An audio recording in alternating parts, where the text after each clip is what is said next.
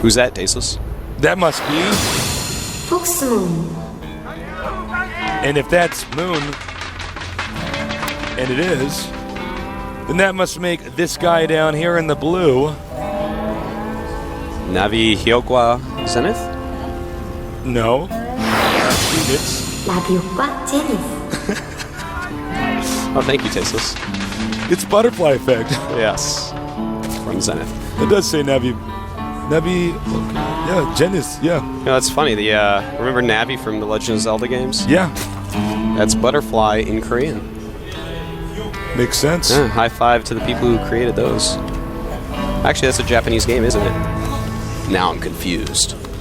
You actually confused me right now. Anyways. I didn't even get Navi, the Navi thing until I actually read the name in Korean, and I was like, oh. I thought you were setting me up for a joke. No, sorry, I'm not being very funny today. No, anyways. it's actually still early. We get is. funnier at night, I think. Oh, we do. We're night people, Tasteless. We're night people. The morning for me, which is actually like 1 p.m., I'm like, oh, God. I'm so exhausted. Now, Overlord will spot this right away. Yeah, and it's close position, so that is going to make Moon unhappy. Certainly so, especially because he's going to hatch on 13. Let's see if he turns around as he spots this double barracks. Oh, God. Did the... Should know that that's the Singer Barracks. It was just starting. No, of course. I wanted to see if that Overlord is spotted. Yeah. So he is going hatchery first against the double barracks. Everyone cross your fingers that Butterfly Effect messes this up. If you're a Moon fan. Yeah. Looks like actually did not... I figured there aren't a whole lot of Butterfly Effect fans tuning in. Probably mostly Moon fans. He has delayed the barracks just a little bit.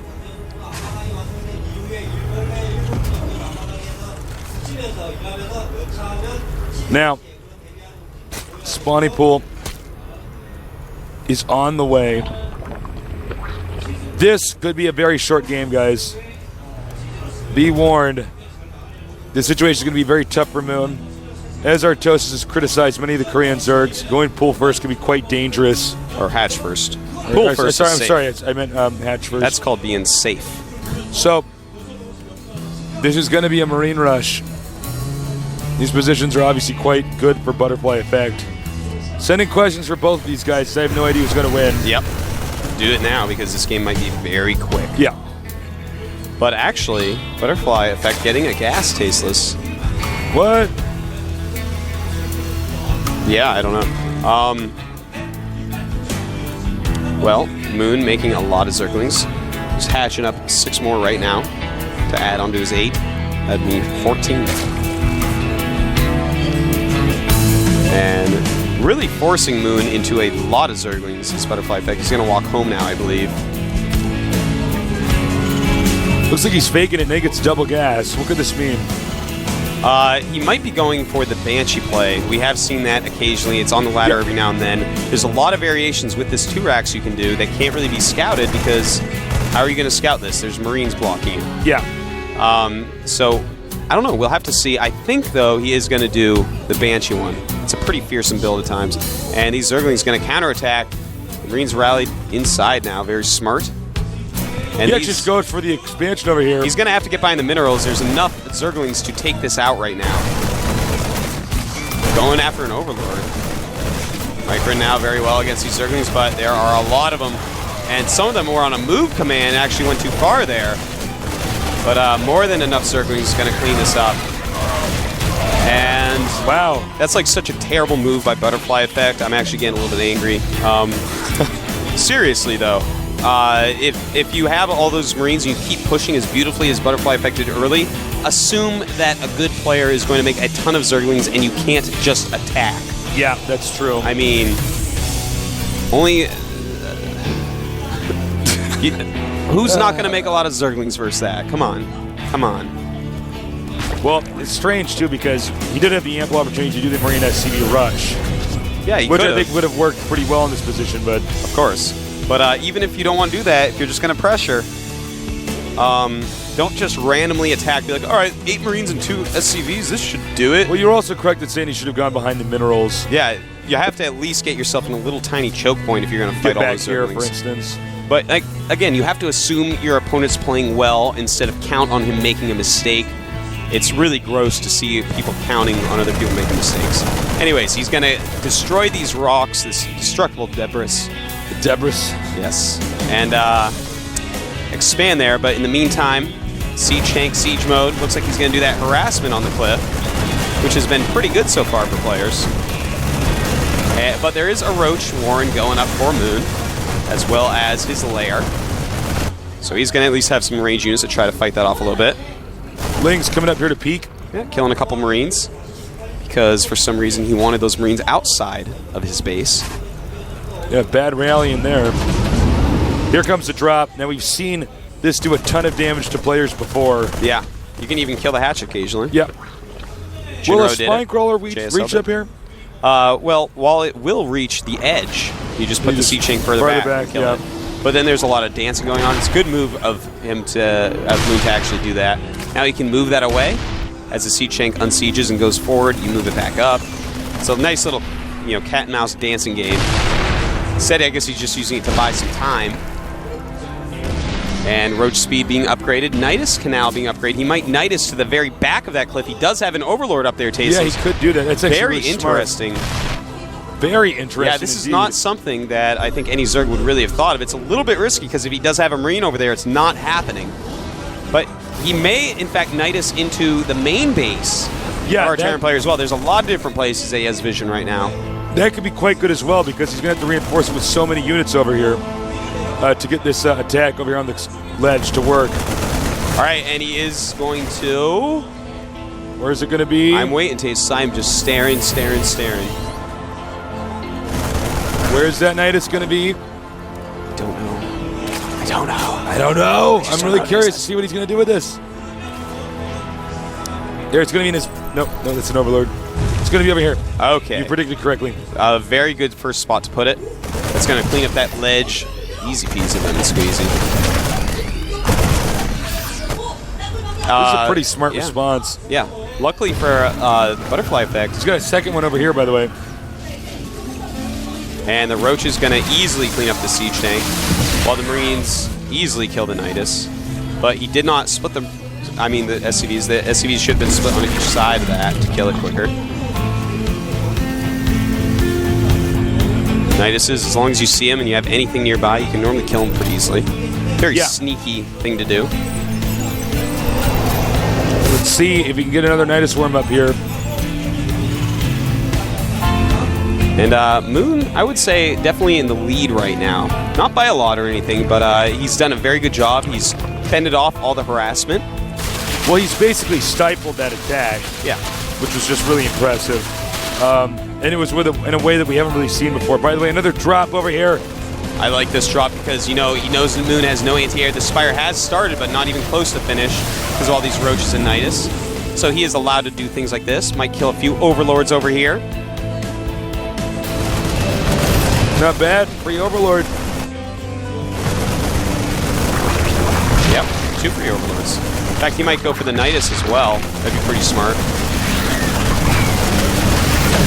Picking that up. Play. This is what happens when you don't have anti-air. Is he going to go for the Nidus again over here? Yes, and nope, that's a missile turret. Another drop over here. Very nice harassment right now. Yeah, Moon is having a hard time keeping up. Queen hitting that dropship a little bit. Spire is almost done, so the dropship harassments may end pretty quickly here. Let's see if he can make this cancel. That would be huge. Tries to stim and do it. Does not work out. Now it's time for him to go. Yeah, Mutalisks are making. He can't know that that's happening right this second, though, so I won't be angry at him if he loses the dropship. You won't be mad? I won't be.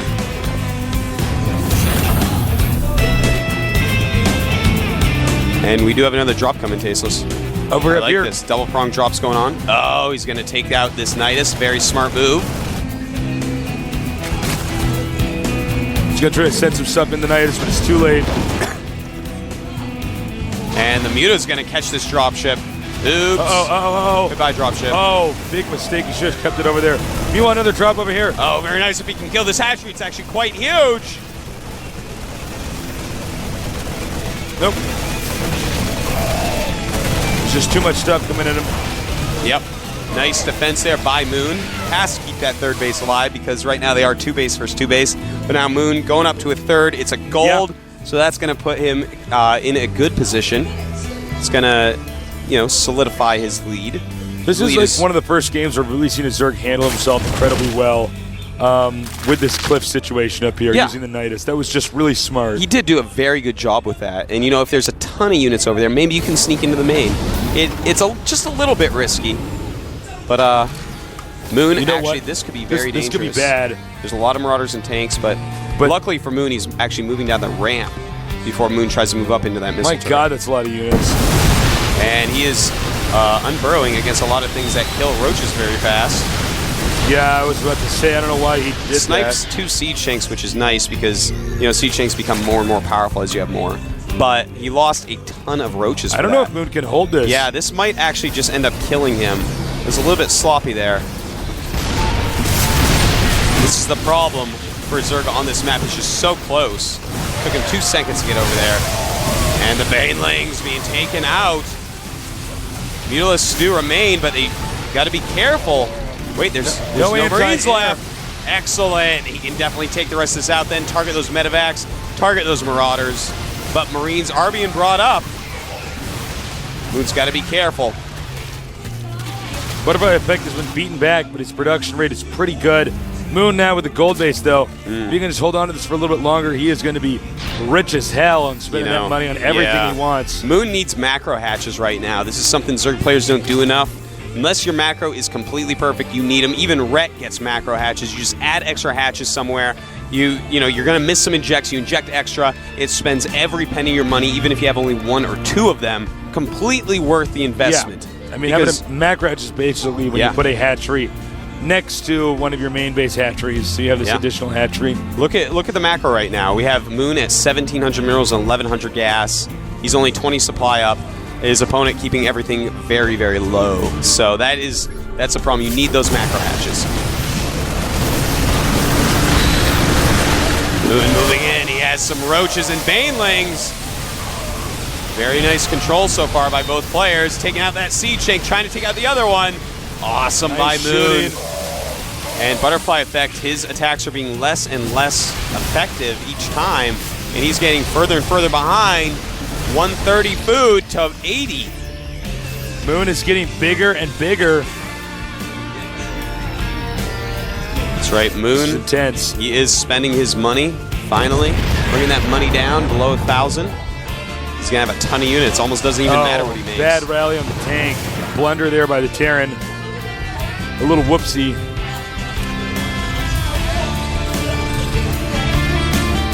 Okay. I actually think that if Terran is not careful, he's going to get overrun here. Yeah. He actually could be overrun. Not by just the mutas, though. No, not by just those mutas. But if he brings the rest of his stuff, now I don't know if Moon is confident enough to attack into that right now. We're going to find out. I don't think he should either. I mean, he's doing a good job expanding, taking his 4th base before the Terran has his 3rd up. And Terran right now, this is a smart move. Set up some defenses, turret, siege tanks, bunkers, because he is behind. Moon has a lot more units, and he's got to play catch up a little bit. And going up to 3 bases, that's the first step. Nice forcing of a stem. A little update on the upgrades. The mutas have no upgrades. The Marines have 1-1. The Roaches have 2 carapace. There you go. Pretty steady upgrades. Moon expanding again. Moon is about to get out of hand actually, with how much, how big his army can get. Moon is at 172 supply, or 170 rather, and we have our blue Terran ButterflyEffect at 114. It's 114. 114. Some say 114. Some it's an apartment room number. It's right now Moon is getting the infestation pit. So that's pretty important. He's got to tech up. Can't stay tier 2 forever against Terran. Eventually he will need some finishing units if Butterfly Effect catches up a bit more. All right, he's almost max. He may want to actually throw his army at him. Get a macro hatch up or two. Start reproducing everything. Yeah, there's a lot of ways to go about attacking a Terran when you're a Zerg player. You can go for the drops, you can go for the hive tech. Attacking with tier 2 into a fortified position, not always the smartest thing to do. Unless you have a really good time. But guess what? Terran's going to push out. Scan some burrowed banelings. And that's kind of a fearsome army to attack up into. Those roaches can tank a ridiculous amount of damage. Yeah, that's what roaches are so great for, is tanking the damage. Tanks are good at tanking damage also. They are? Whoa. Now, and might be moving too far up with those siege tanks. He's got to be very careful. Zerg can also always go back into the main. Notice the small group of units out in front of those siege tanks there. Very smart. Try to harass stuff a little bit. Hitting that natural, and Moon going to counterattack. Going right into these bunkers, and it's going to be hard to actually stop this. But the Baneling's kind of trapped in the middle of the roaches there. There they go, blown out a little bit now. And he's going to want to back up to those siege tanks. Oh man, Roach doing a great job destroying all the siege tanks. And Butterfly Effect, his army is falling. Flanked by the Broodlings, and a lot of more roaches coming out as well. And it looks like Moon gonna clean up this army, and by doing so, really to the round of 32. Pretty much. I mean, he is really, really far ahead. He's got way more supply right now. 89 to 160. Wow. Moon, yeah, just moving up the ramp. He's not even really abusing the burrow or anything. Just the raw strength of all that. I hope you guys sent in some questions, by the way. Wow. Pretty awesome. Yeah. Moon played a very nice game there. It's a hard map for Zerg, and Moon came out on top. Moon did it. GG. The Butterfly Effect is done. He is gone. Moon has to be feeling good about that. Yeah, he's on to the round of 32 in his first GSL that he's qualified for. Yeah. Did get knocked out last season, but here he is, moving forward. Congratulations to Moon. You know, Butterfly Effect, he played some good games. He almost had Moon, to be honest. I'm sure all the fans of Moon, whether they're Chinese, Korean, or anywhere else in the world that were Warcraft 3 people, are probably really happy to see Moon doing so well. Yeah. Here. You know, it's funny because that first game was like so weird, like just it looked so amateur. Then he played so well in the next two games. I was just blown away.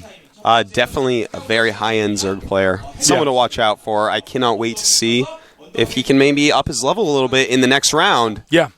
Represent that Warcraft 3 community. Well, Moon is just such a genius. He learned so fast. He wasn't playing the beta for that long, that consistently, yet he's still here just dominating.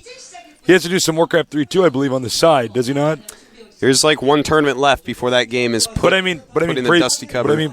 But I mean previously. Yeah, no, he's still been playing tournaments. So, I mean, he's been playing 2 games, but he's Moon. He can balance it's the big boy game. Balance those, balance a wife, whatever. Yeah, he got married. Moon has good multitasking. That's actually insane.